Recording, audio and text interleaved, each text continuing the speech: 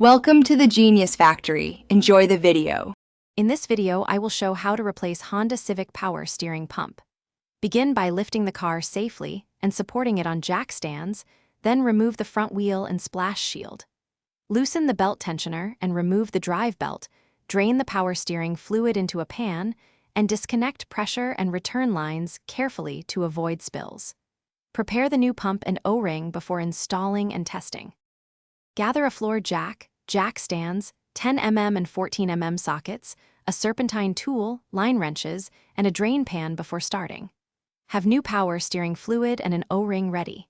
Inspect hoses and pulleys for wear before installing the new pump.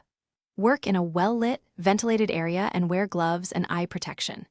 Keep paper towels handy for spills and have a parts tray to organize bolts and label parts. Start with wheel off, splash shield removed, and belt off.